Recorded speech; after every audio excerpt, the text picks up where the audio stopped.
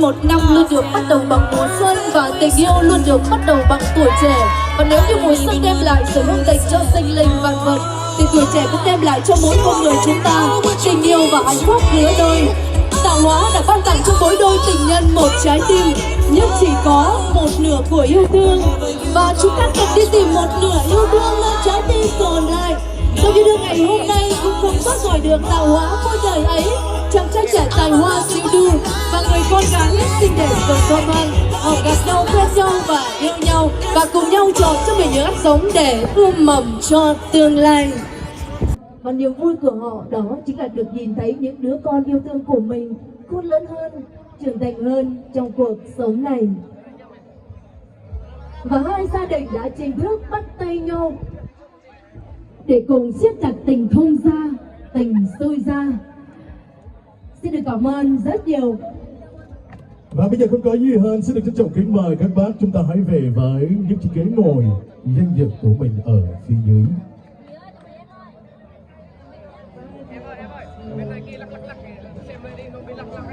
Thưa quý vị, và sau khi hai bên gia đình cũng đã được cô dâu chú rể mời rượu ghè và cũng lui về với bàn tiệc, và sẽ nhường sân khấu lại cho chú rể siêu đu cùng với cô dâu So Thoan. Và xin mời hai em tiếp tục chương trình và thực hiện nghi thức uống rượu ghè đi nào.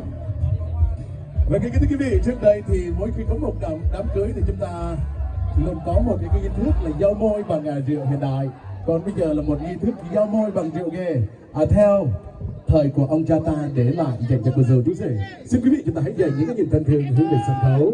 Nào, sẵn sàng bắt đầu. 1, 2, 3, xin chúc mừng.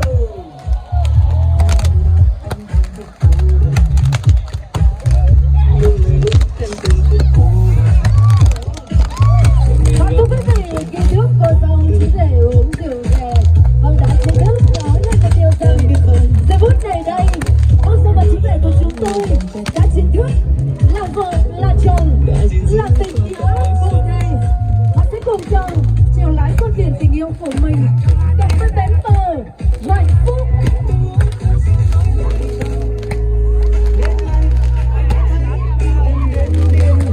Thưa quý vị, đúng là tiếng pháo nổ tưng bừng thật rộn rã.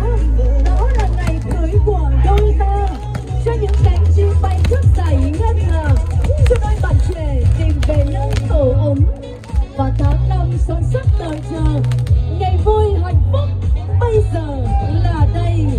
Sẽ được dành những lời chúc tốt đẹp nhất tới hai nhân vật chính, chú rể siêu đu và cô dâu So Thoan.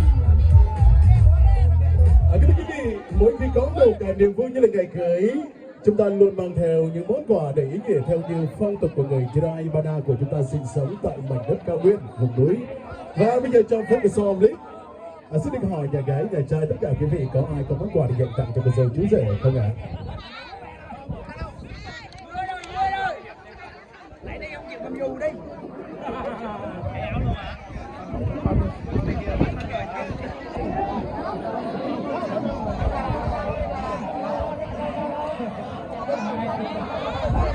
Và thưa quý vị, ngay bây giờ chúng tôi xin mời tất cả quý vị sẽ cùng nâng đũa trong giây lát đi ạ, và cùng hướng tầm nhìn của mình về với sân khấu tình yêu. Chúng ta sẽ cùng nhau đến với khoảnh khắc hạnh phúc nhất, đó chính là cô dâu chú rể. Họ sẽ cùng trao cho nhau cặp vòng nhẫn cưới, cặp vòng cầu hôn. Xin mời. Ngày hạnh phúc trọn vẹn của đời em cũng là ngày hạnh phúc trọn vẹn của đời anh. Hai chiếc nhẫn khép lại minh chứng cho ngày vui nhất chính là ngày cưới. Lần này chúng ta hãy dành những nhìn thân thương hướng về sân khấu, và xin mời cô dâu chú rể treo cho nhau chiếc nhẫn kỷ niệm ngày cưới rất là hạnh phúc. Xin mời.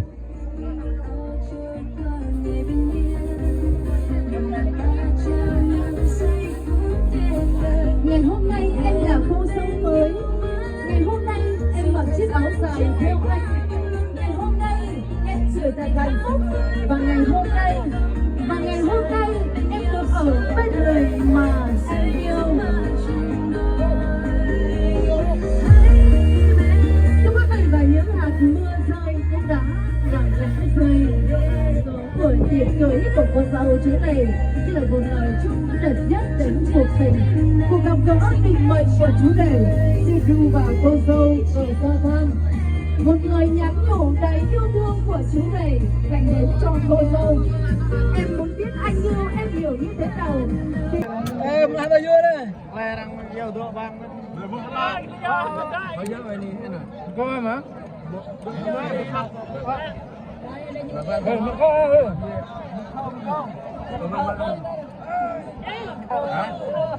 Một thôi nhân muốn tao bao nhiêu một này. Bài trên mình tát về việc Dạ vâng, và lời đầu tiên xin cho phép Kim Như gửi tới em ra bia bên này đã buổi tối ngày hôm nay và một ca khúc buổi tối nay Kim Như gửi tới sẽ được sáng tác của sự Lưu Thiên Hương, ca khúc Ngài Hồng.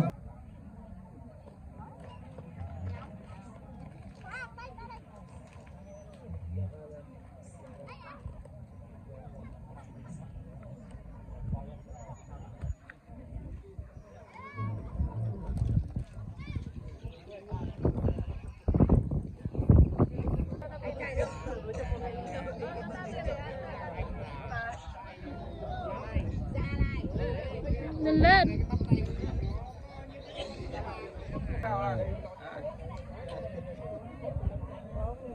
ok tuyệt vời luôn.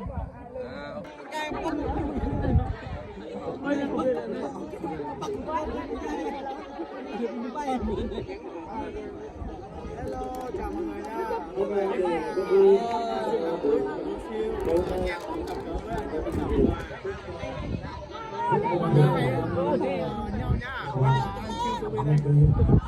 Linh siêu TV, anh siêu TV.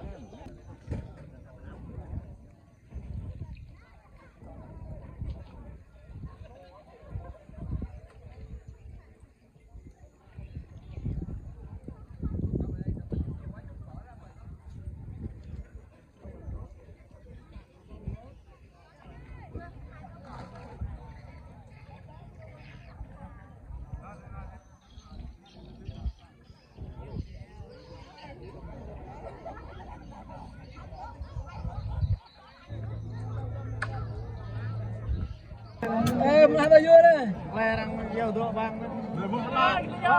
Bây giờ vậy nè anh. Có em hả?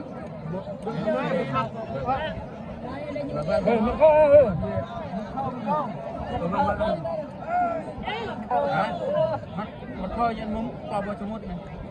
Bài trên Mình tát về việc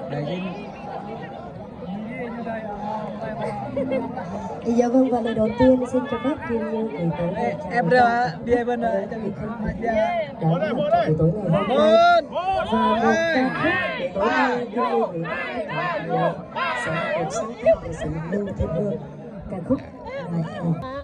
cái tên này có chụp mạng ra mình ạ.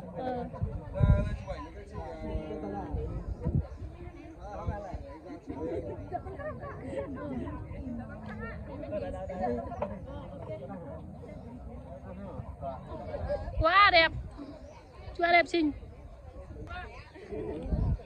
Bên chân đi thế.